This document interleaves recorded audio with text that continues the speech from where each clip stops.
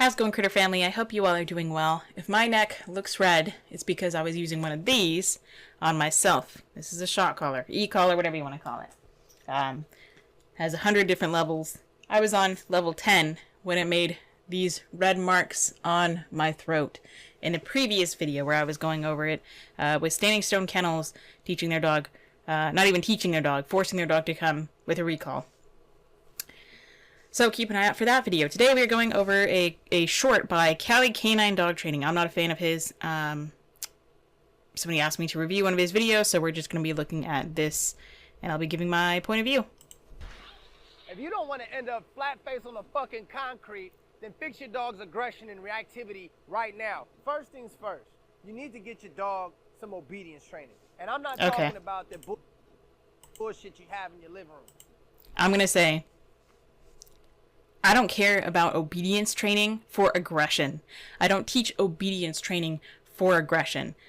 You know why? Because it's obedience training. I'm not trying to make the dog obedient, and that's not going to do diddly squat for your aggression. If your dog is reactive, it's out of fear, or because they're frustrated, or they feel like they need to get the other, whatever the trigger is, before it gets them. When it comes to aggression, I want to teach them confidence. I want to teach them to be safe. That's not, you don't get that through obedience, because let me tell you what happens with obedience. If you teach your dog to be able to sit and down and stay and come and heel and all that, walk on a loose leash in every environment, that doesn't do squat for when they see a trigger. It's forcing them to be in a position. Obedience is a position that they are to be obedient. That's more like competition. You know, obedience is I don't care about sits and downs or even stays. If I have a dog that's reactive, I don't ask them or force them or worry about a sit or a down or a stay. I just want them to be on loose leash, and if we see the trigger and they start reacting, we back up. We create distance. Oh, but if you back up, isn't that rewarding? The dog isn't getting rewarded. They don't think that way. The behavior will be increased if we keep them away from that other trigger. It'll be increased that they are able to be calm because they're able to think, because they're not overstimulated, they're not fearful. They're not too close to whatever it is. If you're afraid of a spider and I put a tarantula 2 inches from you, you're not going to be able to think or whatnot. Even if you're 20 feet from the spider, if you know it's there. If I put you in a field, a cornfield, and say, hey, there's a bunch of spiders around here, you don't know exactly where they are, but you're not going to be able to think about how to get out of that corn maze. So when it comes to, but if I force you into obedience, you can sit up straight, you can walk straight, you can look nice, you can act like you're calm, but you're not going to fake it till you make it. You're not going to actually feel calm. It's called, suppressing behaviors.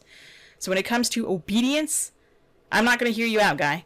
I'm not going to hear you out. That's not how you help or fix aggression. Fix aggression. I'm talking about outdoors with distractions. Second, you need to socialize your dog to get your dog to be able to handle distractions and handle stimulation. That's, again, just for obedience. That's for proofing a dog. If you're going to proof a dog, great. Absolutely. For socializing, absolutely. Take them to anywhere and everywhere. Walk on wet grass. Walk on watered down, on dry cement, dry concrete. It's dried, but it has water on it. Not actual wet cement. Walk them over rocks and sand. Baby, are you moving the water? Drop marbles on the ground. Drop metal spoons and whatnot on the ground. Just walk them by sprinklers and bikers and buses. Oh my, all sorts of things. That's part of socializing.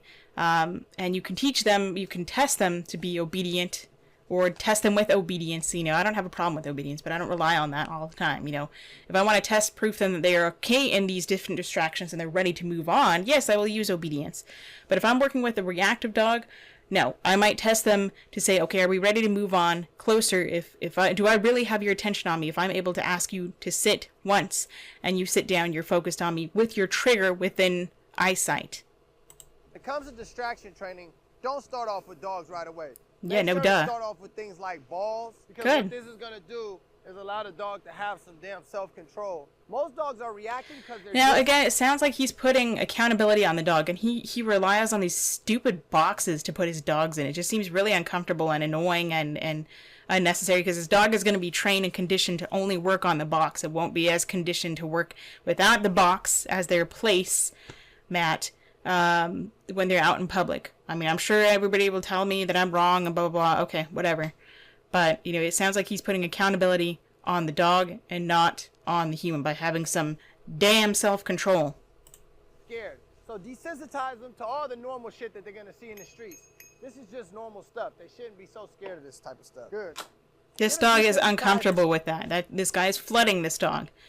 The dog is forced into a down with the leash there so he can go correct it. I'm sure they have prong collars on. I'm sure he uses e-collars. All this other nonsense. And then he's just forcing them to put up with this broom. Can I get a dog comfortable with a broom going by them? Absolutely. But I don't do this, and I don't force them to sit in a wooden box Like while I smack them with a broom. And I don't say curse words every 5 seconds while I'm just talking on a video. Dogs will freak out over stuff like this. But it's just normal shit that the dog needs. Will you stop cursing? Look, if I do it, it's because I'm just so irritated by what these stupid people are doing. But he's just talking about it like he's not professional at all. People might say I'm not professional. Okay, I can get that because I do these kind of videos and I talk and I'm you know, over the top and whatnot. Okay, I get that. But like, dude, just calm down. And at some point, introduce them to a neutral dog or a dog that's not overly excitable so they can get desensitized. Okay, well, that was his short. Agreed. There's a lot more to it though than just teaching your dog obedience around another dog. I think that's really I wouldn't recommend, you know, talking about reactivity in a YouTube short or an Instagram short or anything like that, because there's far too much below the surface. He hasn't even scratched the surface about reactivity and how to actually help it. So that's why, you know, when people ask questions, I'm like, okay, they're like, how do I help my dog who's reactive? He doesn't like other dogs. Well, do you want the real answer, which will take several minutes to explain, or do you just want the short dummy answer? You know, that's like, okay, well, watch this video, or go do this, or just do this, or just, it's not just one simple answer. If you're going to ask me and actually want the answer, you better expect me to give you the full answer laid out. Otherwise, then don't waste my time. And I won't waste your time. So, I don't think this is a good subject to cover on a short. It gets some views, it gets some likes, it gets some whatever. But, okay, yeah, I'm not a fan of this guy. So, I know he was on the Ellen DeGeneres show. Love Ellen. I'm not impressed with him at all. So, that was this video. Let me know what you think. If you like him, then by all means go support him. But thanks for watching. I do appreciate it. Go say hi to your little critters. Say hi for me. Give them some kind of loving that they appreciate. And until next time, practice peace, patience, and positivity. Hi, Ellie. Little cameo from Ellie. Hi. Oh, good morning.